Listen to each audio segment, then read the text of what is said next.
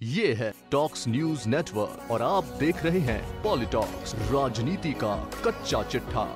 रामविलास पासवान के निधन के बाद लोक जनशक्ति पार्टी दो हिस्सों में बढ़ चुकी है। एक हिस्से के नेता चाचा पशुपति पारस है तो दूसरा घड़ा चिराग पासवान के साथ है। चुनाव आयोग ने पार्टी के चुनाव चिन्ह बंगला तक को फ्रीज कर दिया था, मगर अब तक स्वर्गीय रामविलास पासवान की पत्नी रीना ने कुछ नहीं बोला था। रीना ने पशुपति पारस पर मंत्री बनने के लिए पार्टी को तोड़ने का आरोप लगाया है। अब मीडिया से बात करते हुए पहली बार रीना ने कहा कि मंत्री बनने के लिए पशुपति कुमार पारस ने पार्टी को तोड़ दिया। 44 साल तक परिवार के साथ रहने के बाद अब मुझे पति के साथ मेरे क्या संबंध थे ये बताना पड़ रहा है। साथ ही उन्होंने बेटे चिराग की सुरक्षा को लेकर चिंता जाहिर की है। रीना ने कहा कि मैं बेटे के दोस्त को हमेशा उसके साथ रहने को कहती हूँ।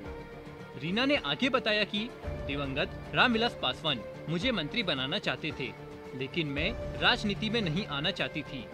रामविलास ने मुझे हाजीपुर से चुनाव लड़ने को कहा था। उन्होंने मुझे मनाने की काफी कोशिश की, मगर मैं नहीं मानी। इसके बाद इस सीट से पशुपति पारस ने चुनाव लड़ा और जीता। पारस के मन में अगर केंद्र में मंत्री बनने की महत्वाकांक्षा थी तो उन्हें बताना चाहिए था। इसके लिए रातों रात पार्टी तोड़ने की कोई जरूरत नहीं थी। रीना पासवान ने कहा कि जब रामविलास पासवान अस्पताल में थे तभी से पारस ने हमसे दूरी बनानी शुरू कर दी थी। अस्पताल से रामविलास पासवान ने उनसे पार्टी और परिवार के खिलाफ इधर उधर बोलने का कारण पूछा था। मेरे पति जानते थे कि पारस के मन में क्या चल रहा है। पति के निधन के बाद पशुपति ने हमारे फोन तक नहीं उठाए। मैंने अपनी देवरानी से भी बात करने की बहुत कोशिश की, लेकिन उन्होंने भी हमसे संपर्क करना ठीक नहीं समझा। मीडिया से बात करते हुए रीना पासवान के साथ मौजूद चिराग पासवान ने कहा कि मुझे नीतीश कुमार के लोगों को जाति में बांटने की राजनीति समझ नहीं आती।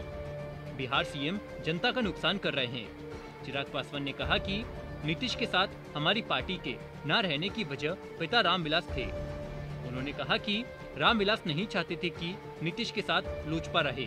चिराग पासवान ने आगे कहा कि नीतीश कुमार लगातार मेरे पिता का अपमान करते रहे हैं। चिराग पासवान ने बिहार की कुशेश्वर स्थान और तारापुर सीट पर होने वाले उपचुनाव को लेकर कहा कि मैंने उम्मीदवार उतारे हैं। बिहार यात्रा के दौरान काफी समर्थन मिला।